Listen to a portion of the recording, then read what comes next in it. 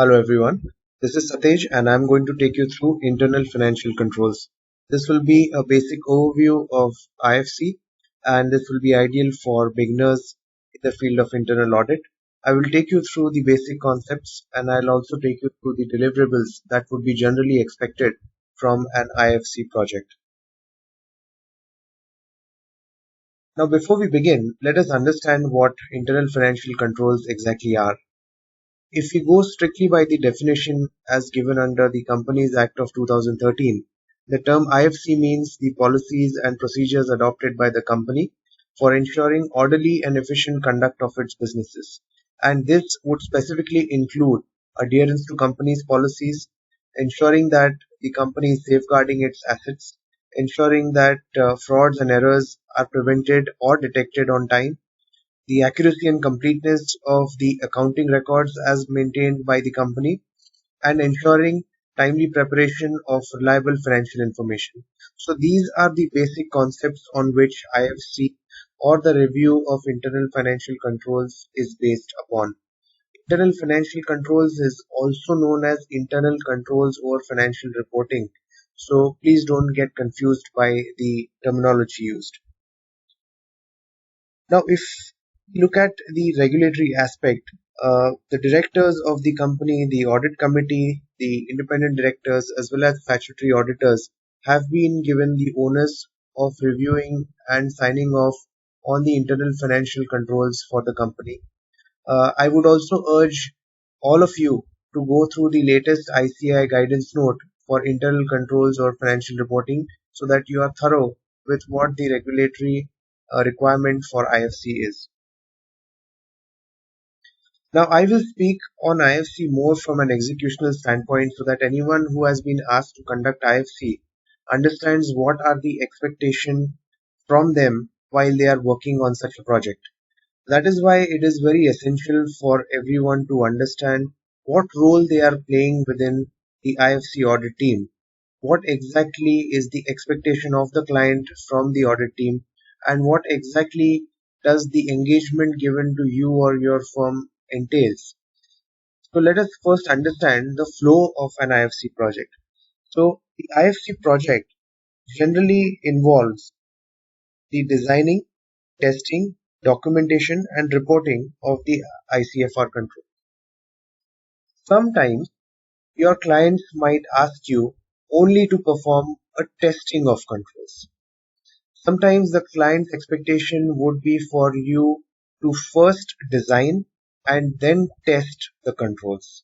In either cases, you have to ensure that proper documentation for all the processes is maintained, and whatever we are reporting would go on records and would be presented to the management, to the directors, to the independent directors, to the statutory auditors.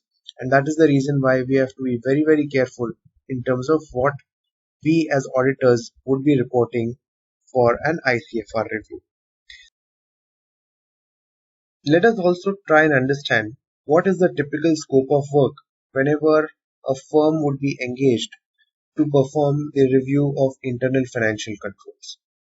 So the scope of work would entail documentation and review of entity level controls and documentation and review of process level controls. Now, going by the definition, entity level controls would typically entail a very high level, macro level framework of how the top management is expecting the processes within an organization to run. The processes are aligned to what the management vision with respect to control environment is. And that is why entity level controls are very, very important. That would mostly entail the review of a very high level understanding of policies, processes, risk management, internal audit, so on and so forth. While process level controls typically would look at the operational processes within an organization. So processes like revenue, which is order to cash, purchase, which is the P2P process, accounts payable, financial statement closure process, statutory compliances, inventory management if you are at a trading or a manufacturing setup, IT general controls, HR and payroll. So these would be the typical processes for which the controls would be documented. Now, Mind you, the difference here between entity level controls and process level controls is that entity level controls are always at a macro level or at a framework level. The process level controls are at a micro level and at a very basic control activity level. So you will probably understand that when you are undergoing a full-fledged review of ICFR. But for now, you should keep in mind that entity level controls are a very high level management review controls pertaining to policies and processes within an organization, and process level controls are transactional level controls for each and every operational process. As part of building a design or documenting a design, the expectation would be to prepare a risk and control matrix. So an RCM or a risk and control matrix is a very basic step whenever it comes any sort of internal controls review, be it an internal audit, be it an IFC. You would always end up referring the risk and control matrix, which is specific to a particular process, which means you could have an RCM for each of these processes. You could have one RCM for revenue, you could have one RCM for purchase, one RCM for accounts payable, so on and so forth. So the expectation is to start off with documenting risks and controls for the organization. And on the basis of this documentation and understanding, would then be expected to arrive at design level risks and identify gaps within the control framework for such risks. Now, let us understand, before we look at a risk and control matrix, let us try and be very clear in terms of what the difference between a risk, process and control is. This is very, very basic, and I have seen a lot of newcomers go terribly wrong their understanding of risk versus process versus control. So please pay good attention to this. A process risk is the risk event. It means what can go wrong within the process. So what is it that can go wrong, which will ultimately lead accuracy issues or completeness issues or cutoff issues with respect to my financial report. So if something can go wrong within a process and have a bearing on the financial reporting, that is known as a risk. Now a risk can be either financial in nature, a risk can be regulatory in nature, a risk can be statutory in nature, or a risk can be an IT controls risk. So typically we would bucket risks into 4 categories: financial, IT, compliance, or strategic. So anything that can go wrong within the process is known as a risk. From an ICFR perspective, we are focused on financial and operational risks within a particular process. Second, what is a process or a process activity? It is basically the set of activities conducted by each process owner. So whatever the process owner would do to arrive at the final output, that is known as a process. So there would be an input, there would be a process that the process owner is expected to perform, and then there would be an output. So the activity steps that would be performed by each process owner is the process or the process activity. Now what is the control? So control is the specific control point or a checkpoint which will prevent the risk event from occurring. You need to understand that risk is what can go wrong. A process activity is what is being conducted by the process owner as part of his day-to-day activities, and a control is the specific gatekeeping checkpoint which will prevent the risk event from happening. Now a control is a subset of the process, so please don't get confused between what a process is and what a control is. A control has to be a very crisp, measurable checkpoint. A process can be a long drawn set of activities. But mind you, a control is something that you can specifically put your finger on and say that this is the particular control which will prevent the risk event from taking. So that is the difference between a risk versus process versus control. So let us take an example and understand as to how a risk and control matrix would look and what are the various components of a risk and control matrix. So this is how a typical risk and control matrix would appear. You would end up using different templates depending on the client that you are working on, but this is something that would remain more or less equal. So we are looking at one of the RCMs. So if you remember, we had looked at various processes. So now let us assume that we are looking at an accounts payable process. So this particular RCM would pertain to accounts payable.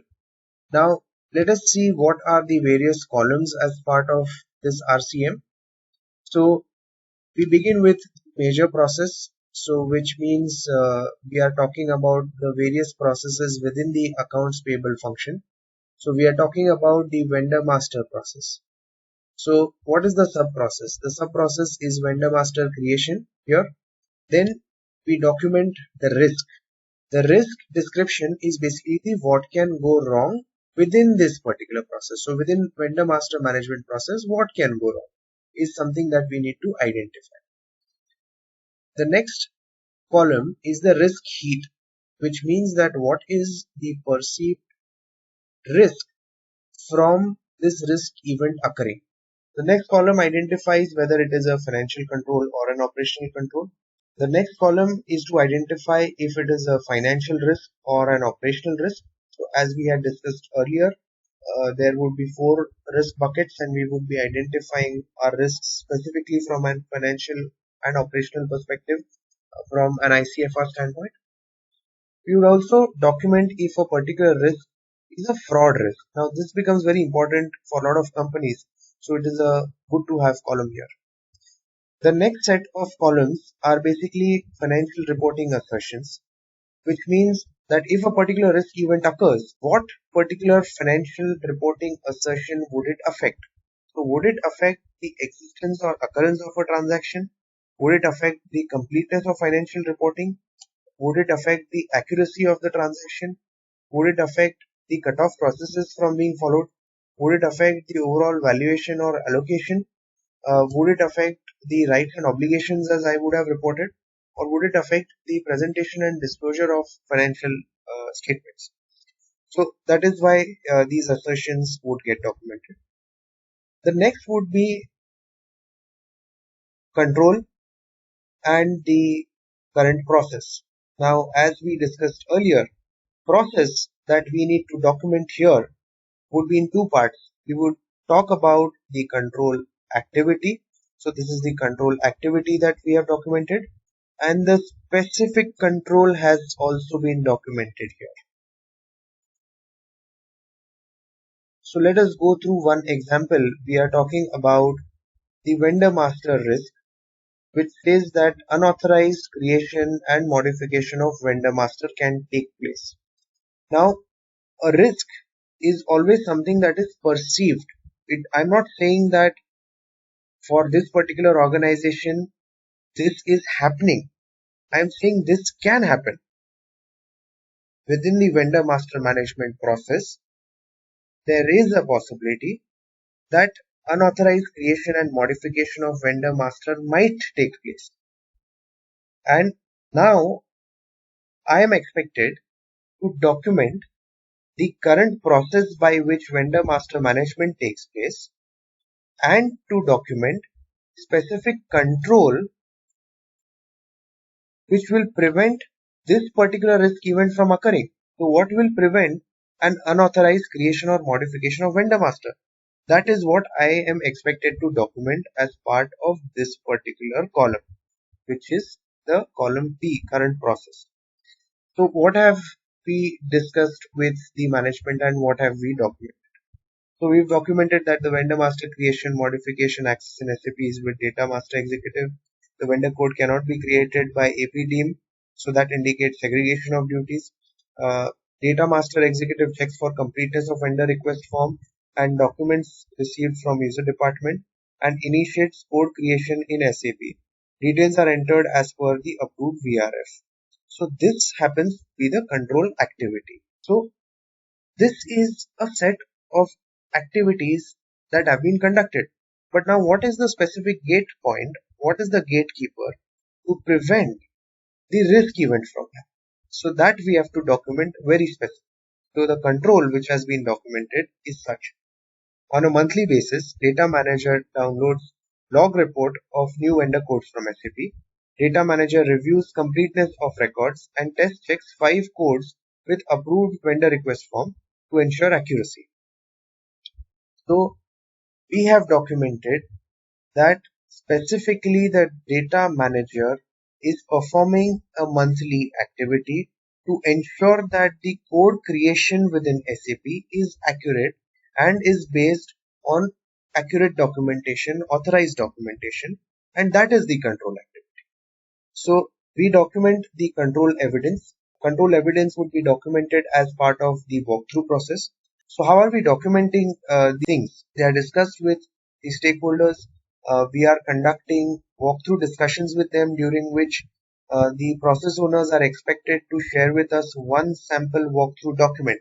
So that one sample walkthrough document is our control evidence. So the review of sign-off documents for December 19 is something that the auditor would have checked while sitting across the table with the process owner and understanding as to how that process owner has put these controls in place which will prevent the risk event from occurring.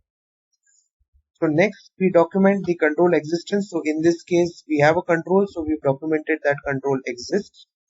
Then we would identify if a control is a key control or non-key control. So we've identified this as a key control because a vendor code is basically a ledger in the system and any liability can be recognized against a vendor code that has been created. So thus this would have a direct bearing on financial reporting and that is why it has been documented as a key control. The next is frequency of control. So how frequently is this control activity taking place? So as we've documented here, on a monthly basis, data manager is conducting this review. So my frequency of control is monthly. The next is who is the control owner. So it is very important to assign control ownership because otherwise a control would just remain something on a piece of paper unless it has been owned up. So we've documented who the control owner is. So the data master manager who's signing off on the review documentation for each month is the control owner. Control owner is the highest authority in the chain of command that would be reviewing or signing off on a particular transaction or on a particular control activity. Next, we document what is the IT application on which this particular transaction is running. So we've identified it to be SAP as we discussed earlier. Next, we document whether a control is automated, whether it is manual or whether it is IT dependent. So now in this case, the data manager is actually extracting reports and reviewing the vendor request forms and signing off on it. So that is why this particular control activity has been identified to be a manual activity. The next column is the control nature. So is the control taking place before a particular transaction takes place or after a particular transaction takes place? So in this particular case, it is happening after the transaction has taken place. Hence, this will be classified as a detective control. In the following columns, we will identify if my control design is effective. So these particular columns, you will identify if there is a design gap anywhere, you will give it a design gap reference. And if there is any recommendation from you as auditors, it would be documented here. The next would be the control operational effectiveness. So these are basically the columns that you would fill in, not at the design level, but at a testing phase. So if you remember, we were discussing the phases involved. So testing is this particular phase, and these particular columns relate to our testing phase. It includes testing description, it includes the population size of the uh, transactions that are happening or the controls that are taking place, the sample that has to be tested, and the results. Now, since we are on the design phase, let me recap. So what have we done?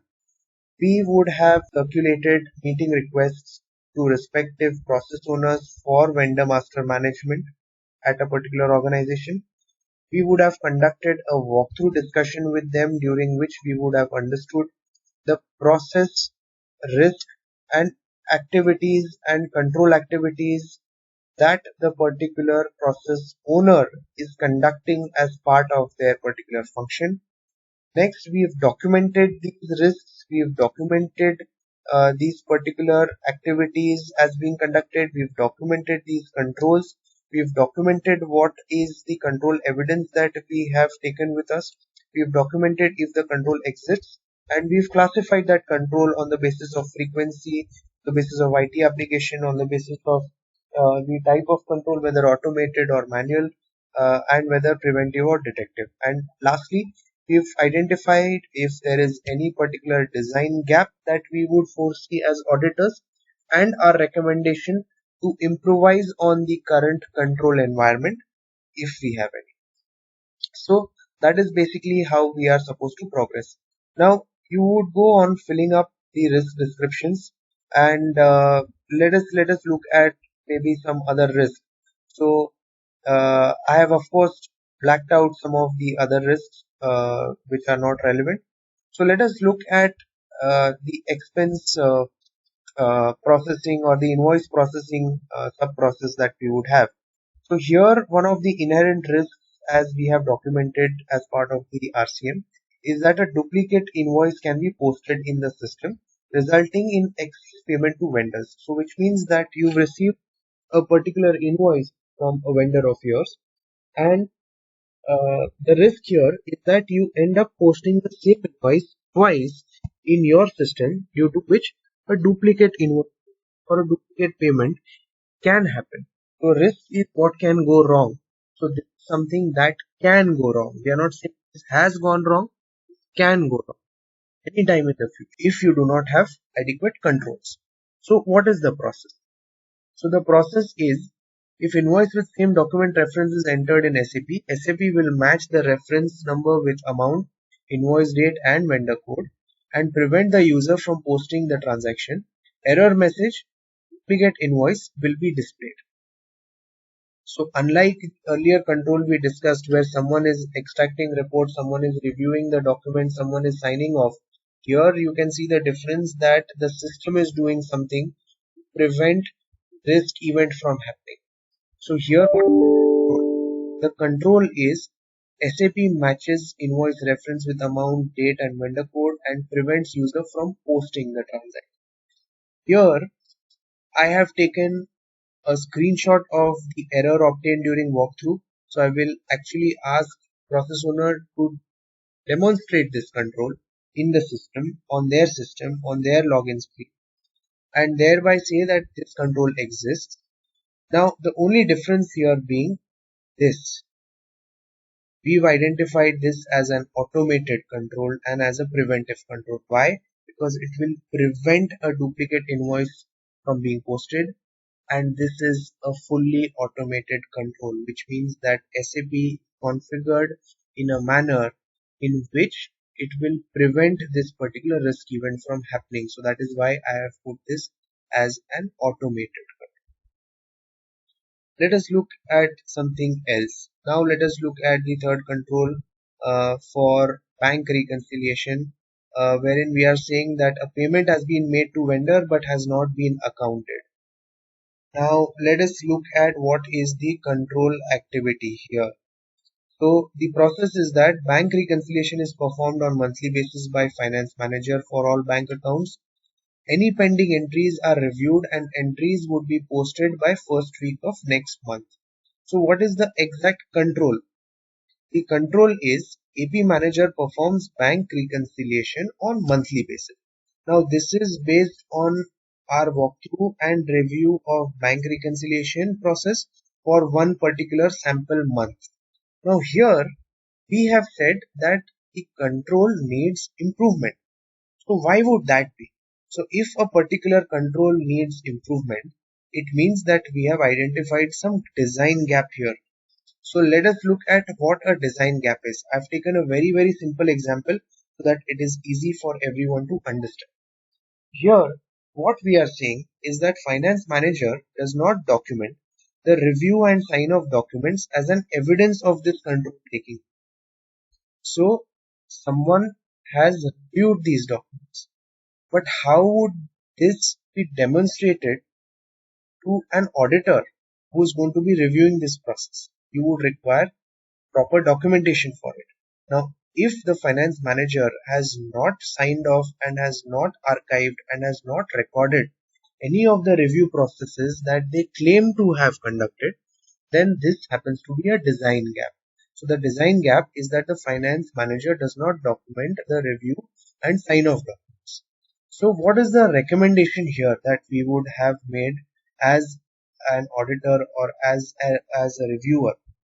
The recommendation that we are making is that on a monthly basis, finance manager to review and sign off on bank reconciliation summary, sign off document along with the unreconciling entries to be circulated to AP team and CFO by 5th of each month.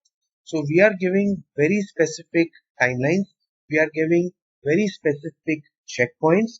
We are giving a very specific circulation list. So this is how I would end up documenting a design gap and a recommendation on the basis of course, our experience and our understanding as to how their process is currently structured and how possibly we can help our client in improvising the framework such that this event does not occur. So that is how a design level review of each process is to be conducted. Step 1, as we discussed, we are supposed to review the design of each and every process. So we have identified the design, we've conducted walkthroughs, we have conducted meetings with them to understand one sample transaction. We have archived or we have documented the particular walkthrough discussion. We have taken one sample of the transaction that we have reviewed. We have prepared the risk and control matrix and we have identified the design level gaps. So this is my first part of ICFR review where I am expected to prepare a risk and control framework for my client. Now once I have done that, I would be discussing each design level risk or design level gap as we would have documented here. So what we could do is we go back to the client, we will tell them that okay, these are the design gaps that we have identified and these are our recommendations so that your design gaps can be mitigated. It is of course up to the client to honor your professional judgment and make changes to their process such that your recommendations get built into the controls which have been documented here. Now, sometimes it would so happen that you would start preparing risk and control matrices at the beginning of a financial year. This would help client identify the control design gaps at the start of the year, and that would give them an opportunity to resolve the design gaps during the year. Which means that if your financial year is April to March, and if you are starting to prepare these risk and control matrices in the month of April, it means that you've started building design frameworks at the start of the year. It gives your client sufficient amount of time to actually address gaps that you've pointed out, and it would give them an opportunity to actually improvise their control, which means that in the month of April, if you've released this particular document as a design gap, and by end of April, they have come out with a policy or a mandate which says that their finance manager will be signing off on the bank repo and circulating a summary to the CFO, then this particular gap will be mitigated by end of April, which means that my control activity here would have changed in the month of May, and this particular design gap would have been mitigated, which means that this no more would be reflected as a design gap. But mind you, it depends on uh, how your review is structured with the client, whether you are performing this particular risk framework analysis at the start of the year or during the year or end of the year, and that will ultimately drive whether this particular risk and control matrix changes during a particular financial. For most cases, you would end up performing this review maybe at the year end. So that is why this process will not change largely, and all the comments for the design gaps that you have raised would be more futuristic, which means that the management would then be expected to document their action plan so that all these design gaps would be mitigated in the following financial year. So that is a bit of advice for any managers who are listening to this and who would be reviewing the work product from their teams.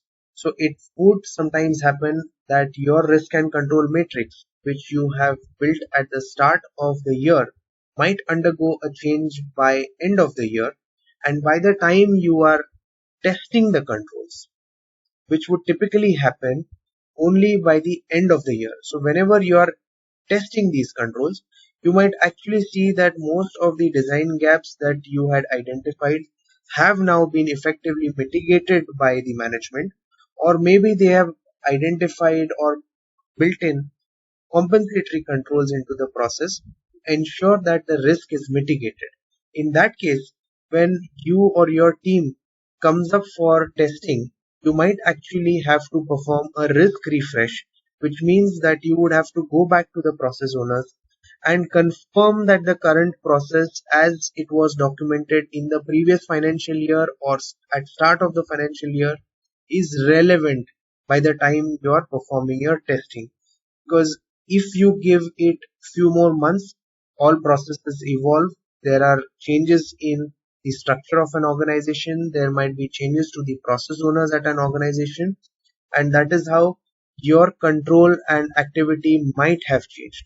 So anytime that you are beginning testing of controls to test the operating effectiveness of controls, it is always a good practice that you sit across with the control owner that has been documented here and ensure that the control activity that you would be referring to while conducting your test of controls is still in place and is still the same as it has been documented here.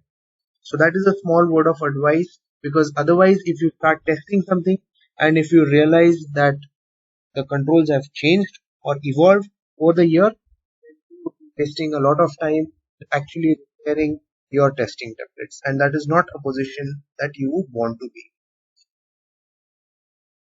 So we spoke about the design level assessment. Now once you have finalized this design level assessment, once you have signed off on this particular design assessment from the process owners, you would then perform the testing of controls, so which happens to be the second thing. Now testing basically is vouching the transactions that have taken place during the review period and ensuring that each transaction displays a very consistent pattern in terms of applicability of control that has been documented as part of our design review.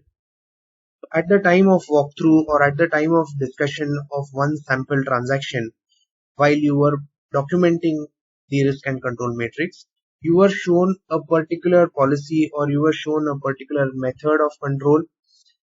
Now, as part of testing, we have to determine as auditors that the control framework that we have documented as part of the design phase is consistently applied, which means that if in 1 month I'm conducting a particular control activity, that control activity should be conducted consistently across the financial year. So my controls are to be operating effectively and they are to be applied consistently. And that is the reason why we are expected to perform testing of controls, or TOC as it is called, test of controls, to comment on the operating effectiveness. So if I'm reviewing say 25 invoices during the year, are the controls uniformly exhibited across all 25 samples, or are there few exceptions that are occurring to the control process? Any exceptions have to be approved, and generally they should not be permitted in deviation to any of the controls that you would have documented as part of the RCA. So let us look at how you would go about testing these controls.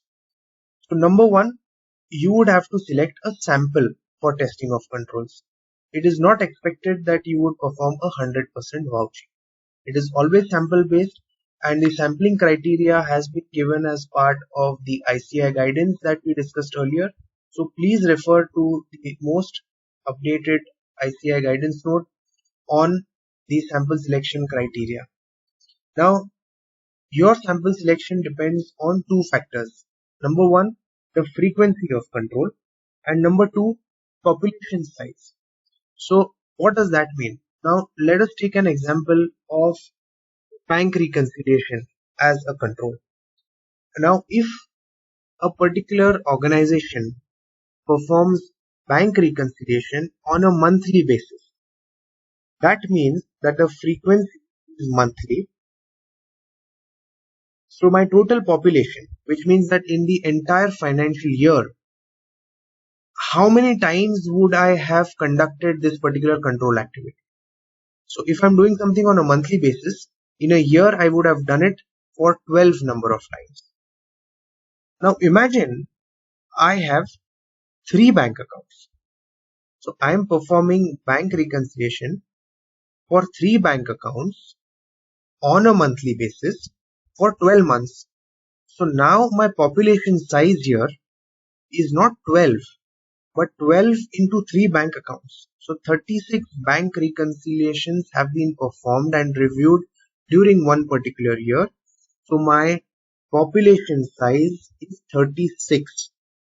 Whenever you are fitting a particular sampling criteria, please bear in mind that the population has to be derived by multiplying the frequency of control into the type of transactions. So like in this particular case, it is not 12, it is 36. So whenever you are selecting a sample from the matrix that has been given under ICI guidance, please keep this in mind. So once you've selected the sample, you will go back to your client and request for the specific transactions and request for the specific control documentation or evidence of a particular control documentation. Now, evidence of review could be a sign off, it could be an email, it could be minutes of meeting, it could be anything that has been documented and where the process owner can satisfy that the control activity has actually taken place. Now, while we are vouching, please keep in mind that we are looking for evidence of control. We are looking to check if the process owner has conducted a particular activity, conducted a particular control activity, the manner in which it was supposed to be performed. And the manner in which it was supposed to be performed has been documented as part of our risk and control matrix. So please prepare a mental map and see as to how things are flowing across the risk and control matrix that we have prepared. So we have prepared the risk and control matrix, and here is our current process. We would be testing monthly review document sign off. So going by the same example, the testing description was we had to test the monthly review document sign off by the process owner. The population size we had identified as 12 because it was a monthly sign off. So for each month we had one control activity. So for 12 months we have 12 control activities. As going by ICI guidance, we have selected 3 samples. So which means that we will be selecting for any 3 months and we'll be reviewing the documentation for any 3 months and commenting on the operating effectiveness of the control. So we are supposed to vouch, which means we are supposed to review these particular control transactions and we are supposed to conclude on whether this particular control passes or fails depending on whether it has been operating effectively and whether it has been consistently applied. So where do we test the controls? We do that in our testing template. So what is a testing template? A testing template is basically going to document whatever checks that you would have performed to test the control. So here is how a specific testing template would look. It might differ on the basis of the client that you are currently working on. So we've given as to how the sample has been selected. So the sample has been selected using random sampling method. So going by the same example where we have identified that there are 12 control activities, so 12 monthly reviews, out of which we will be selecting 3 months for performing our test of control. Now, if you remember what control we were looking at, we were looking at a vendor master control, and the control was this. On a monthly basis, data manager downloads log report of new vendor codes from SAP. Data manager reviews completeness of records and test checks 5 codes with approved vendor request form to ensure accuracy. Now, I am supposed to test the control. So what are the attributes that I would be testing? Which means that what will help me understand that the particular control activity has actually taken place. So those happen to be my test attributes. So test attributes A, B, C. It could be n number of test attributes. It could be a single test attribute. It depends on what you are testing and what is the control that has been documented. So here we have identified 3 testing attributes A, B, C, whether log of vendor master has been extracted and documented, whether sample testing of 5 vendor request forms is performed by data manager, and whether review document is signed off by data manager to evidence the controls. So we have to now identify what are the testing attributes, which means what are the things that when reviewed will tell you or give you a comfort that a particular test of controls actually passes and that the control activity has been performed by the process. So now we have to document the review sample. So details of the sample tested have to be given. So we have randomly selected 3 months. So we've selected June 19, September 19 and March 20 as the 3 months. We will document as to when was this reviewed by the process owner. The process owner reviewed the June transactions on 4th of July, the September transactions on 5th of October, and March 20 transactions on 4th of April. Now, these are my 3 testing attributes that I have already given here above. Whether log of vendor master has been extracted, whether sample testing has been performed, and whether review document has been signed off. So here I will indicate testing results. So why? Why means that a control has been tested and found to be effective. So which means that attribute A is Y, which means that for June 19 sample, which was reviewed on 4th of July by the process owner, I have found that they extracted the log of vendor master and the log of vendor master is on record and it has been documented. Same for B. For B also it is Y, which means that we have seen that 5 vendor request forms have been actually reviewed, and C, it has been signed off by the data manager. Now, if you see that something has not been done, for example, for March 20, if you notice B and C, we've identified N, which means that control tested and found to be not effective, which means that for attribute B, 5 vendor request forms have not been reviewed by the process owner, and C is also N, which means that the review document has not been signed off by the data manager. So that indicates that we have an exception for this particular sample.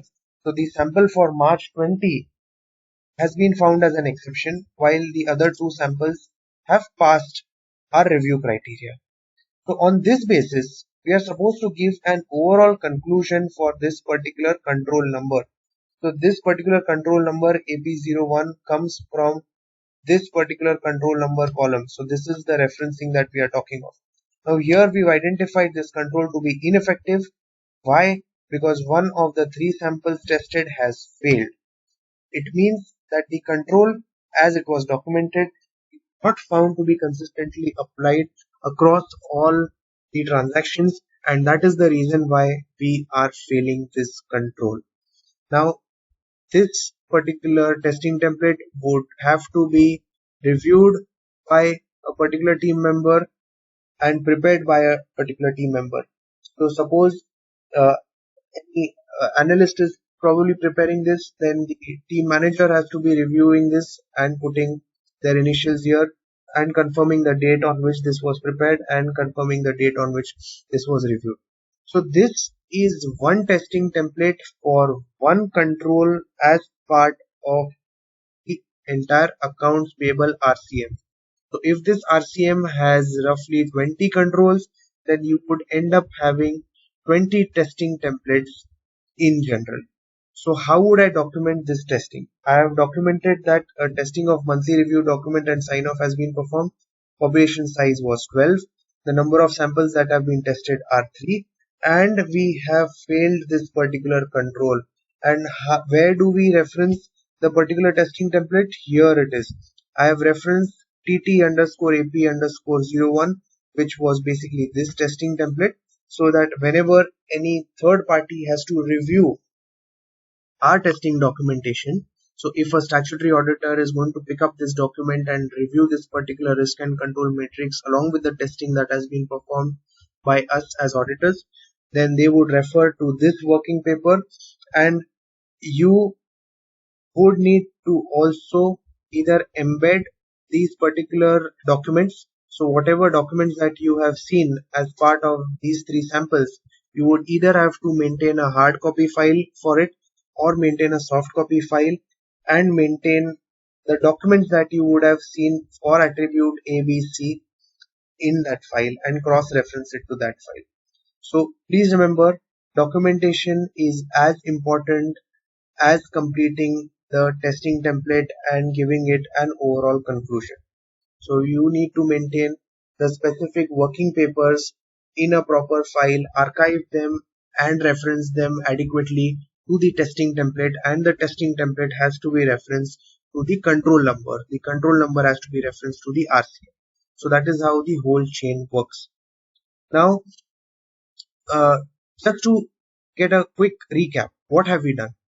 We have first conducted a design level review, which means we've conducted walkthroughs, we've documented the risks, we have documented the current process, we've documented the control, and on the basis of the control documented, at the end of the year, we have reviewed sample transactions and identified if any of these are not operating effectively. And we've also documented these particular testing templates and controls. So I will take you back to the PPT. We've already looked at testing controls. So if we go back to overall flow, we've checked one, we've checked number two, we've done number three also, which means we've documented the walkthrough documents as well as the testing documents. So we have to document everything that we are doing. We are supposed to maintain a soft copy file or a hard copy file for design walkthrough as well as each of testing samples that we would have picked up for our review. So that is how we would accomplish number 3.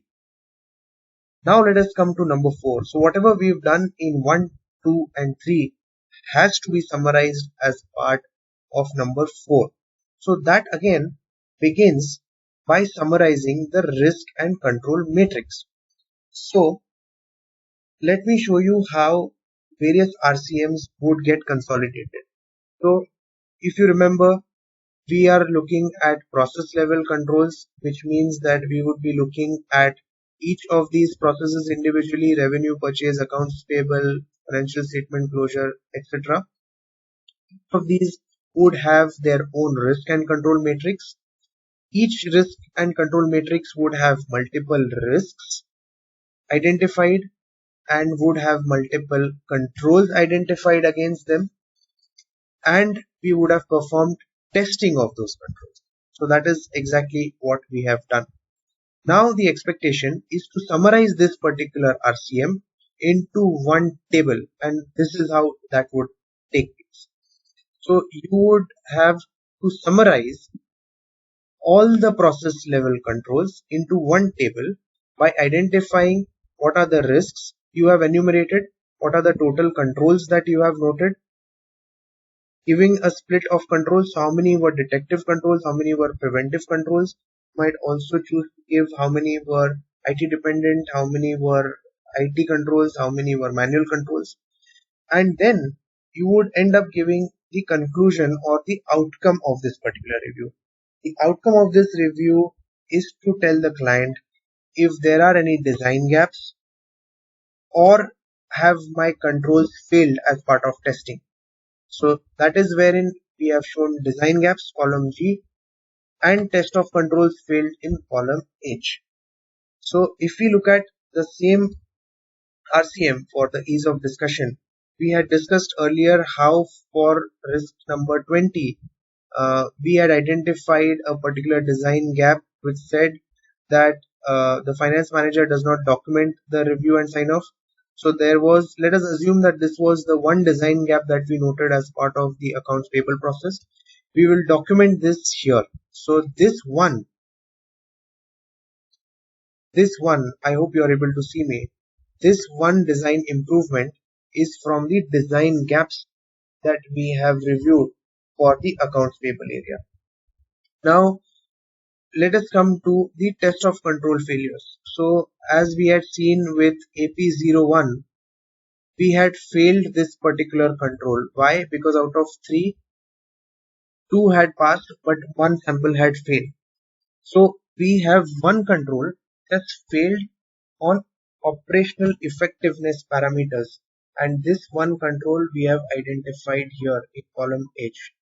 So just to cut short, what we've summarized is how many risks have we identified as part of each process, how many controls have we identified as part of each of these processes, what are the design gaps that we've identified for the area, and how many controls are failing after we've tested. This is how we are expected to summarize. So once we've summarized, we have to put it in the form of our report. So let us take stock in terms of what our deliverables were and what we would then share with our client as part of the reporting deck. So the risk and control matrix is something that we have seen. I've shown you a risk and control matrix for each of processes or PLCs or process level controls as they are called. We have seen how each control needs to have an exclusive testing template. We've seen as to how we would be required to document process. So point number 3 and 4.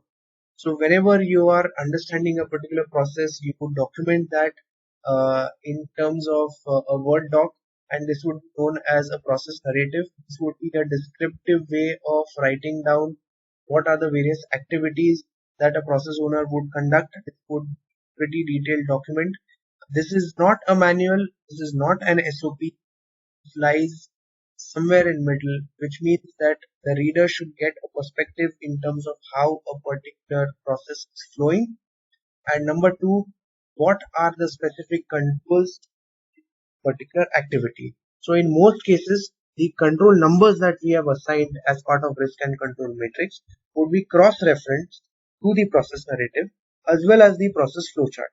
So you would end up giving here somewhere on top of these arrows a control reference number, which would enable the reader to get a perspective that, okay, this is how my process is flowing and this is what a specific control has been put in by the management, and if I have to refer this control, I have to go back to the risk and control matrix.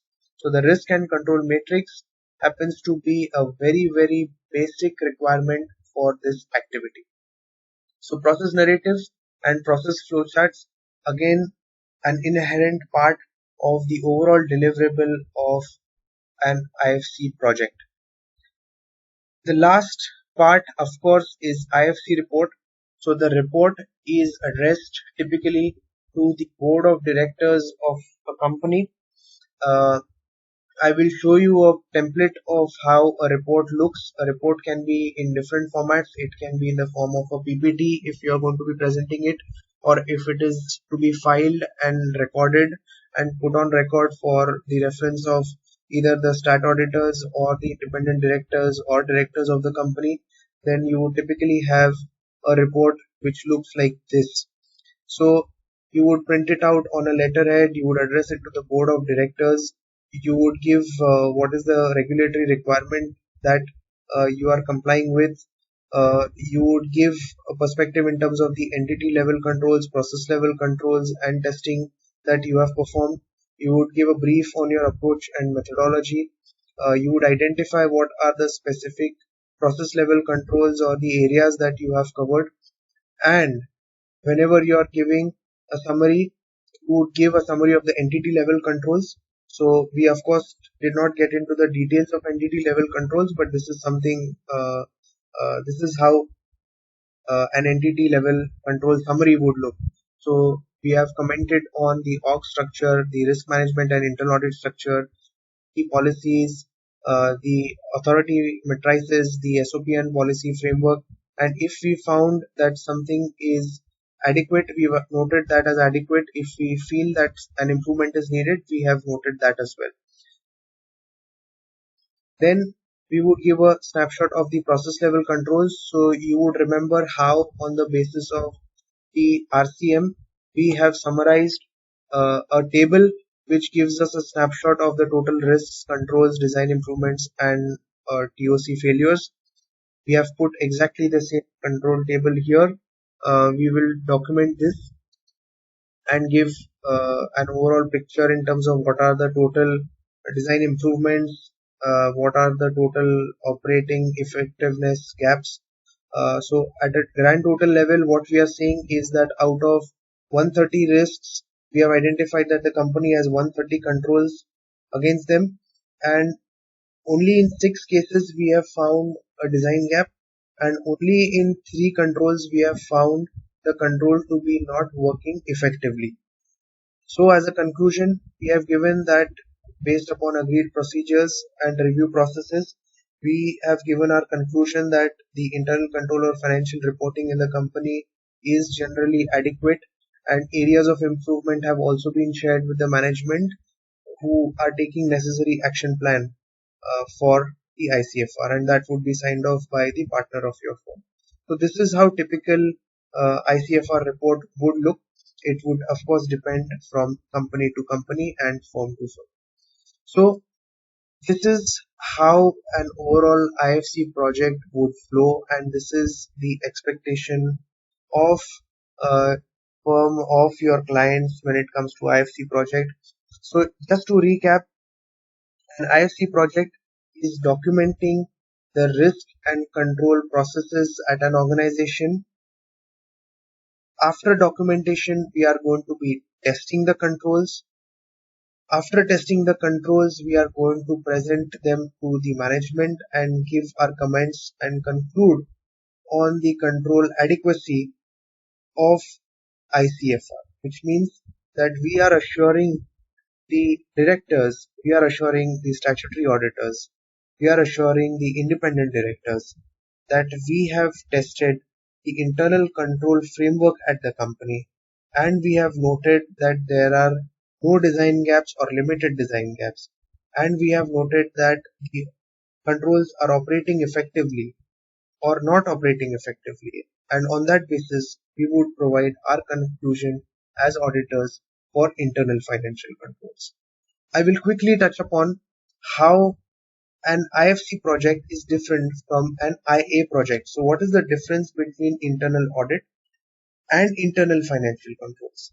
The difference is very, very basic.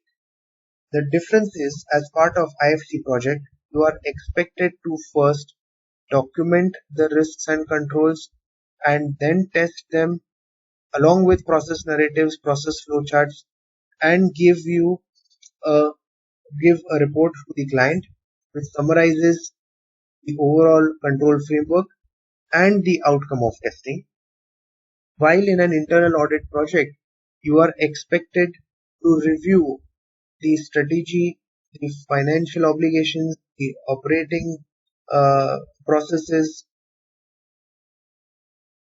While in internal audit, you are expected to go beyond this particular mandate.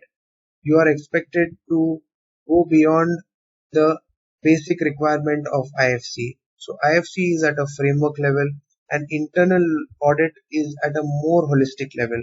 We are looking at risk management from an overall company's perspective and not specifically from a financial reporting standpoint. I think that is the most fundamental difference between internal audit and an internal financial controls.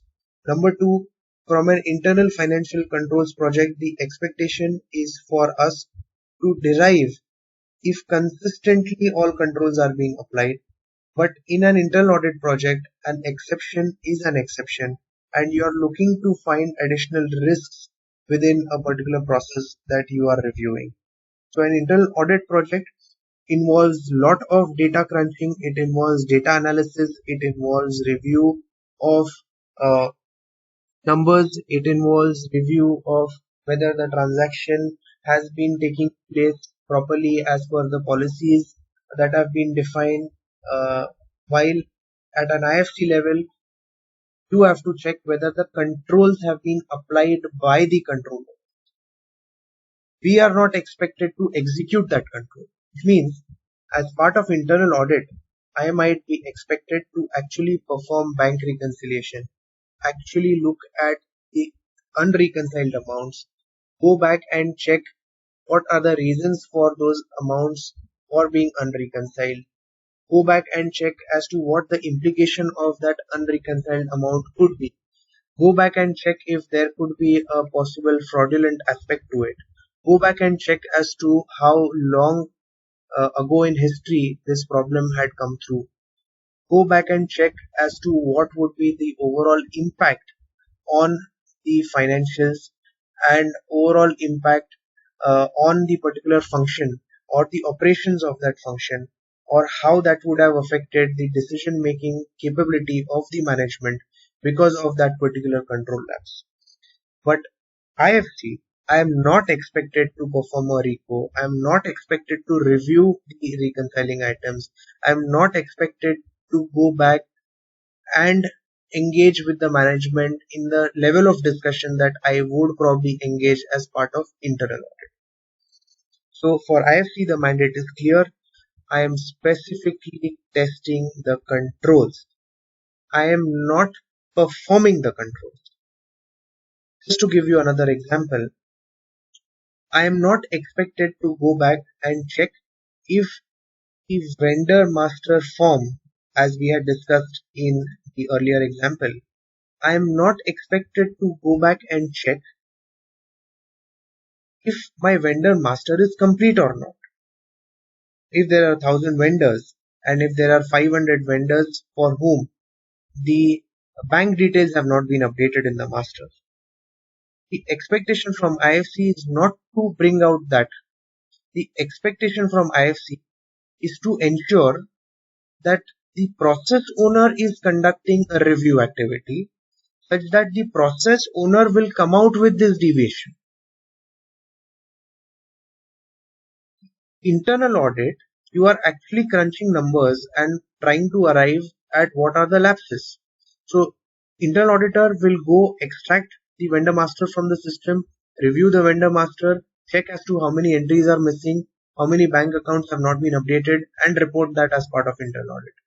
But as part of IFC, I am required to check somebody is going to be conducting a review of that vendor master, because it is an internal control. Whether an internal control has been applied within the framework is what we are expected to check.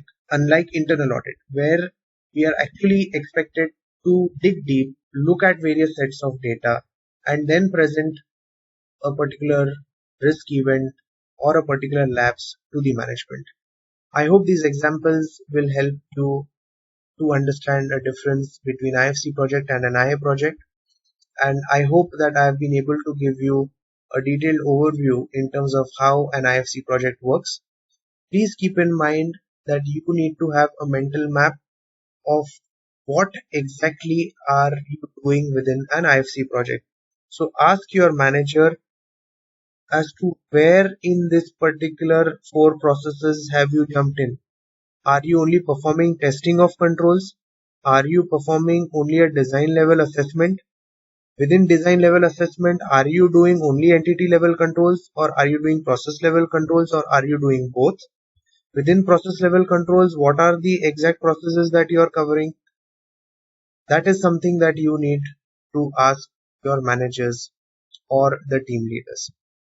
And as part of these processes, you are supposed to also ensure that you have covered every P&L item and every balance sheet item, because ultimately we are reviewing these controls to ensure that financial reporting is accurate.